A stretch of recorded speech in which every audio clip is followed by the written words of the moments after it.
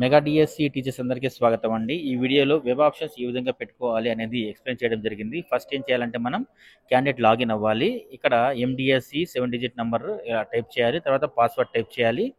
Password type చేసిన తర్వాత ఇక్కడ క్యాప్చా ఉంటుంది. క్యాప్చా కూడా టైప్ చేసిన తర్వాత సైన్ ఇన్ అనే ఆప్షన్ని క్లిక్ చేయాలి. ఇక్కడ డీటెయిల్స్ బ్లర్ చేయడం జరిగింది చూడండి. తర్వాత వెల్కమ్ టు ఏపీ డిఎస్సి 2025 అని ఓపెన్ అవుతుంది.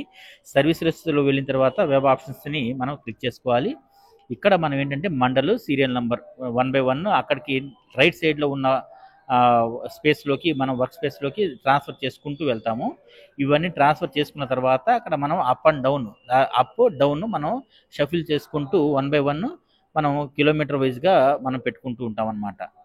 కిలోమీటర్ డిస్టెన్స్ కూడా ఇచ్చారు. అవన్నీ కూడా ఆర్డర్లో కంప్లీట్ ఆర్డర్లో పెట్టుకున్న తర్వాత మనం జనరేట్ ఓటీపీ అని క్లిక్ చేయాలి. సెండ్ ఓటీపీ వస్తుంది. అప్పుడు మనం 1-2 సార్లు కన్ఫర్మ్ చేసుకున్న తర్వాత మనకి మొబైల్కి వచ్చే ఓటీపీని ఇందులో సబ్మిట్ చేయాలి. సబ్మిట్ చేసిన తర్వాత ఈ విధంగా వస్తుంది. దీన్ని మనం తర్వాత ప్రింట్ తీసుకోవచ్చు. ఆప్షన్స్ అన్నీ కూడా కంప్లీట్గా అయిపోయిన తర్వాతే సబ్మిట్ చేయాలి. ముందు 1-2 సార్లు సేవ్ చేసుకోండి. సేవ్ చేసుకున్న తర్వాత ఇంకా ఫైనల్ అనుకున్నప్పుడే సబ్మిట్ చేయండి. Thank you so much. ఇంగ్లీష్లో కూడా చూడండి, ఒకసారి అర్థమవుతుంది.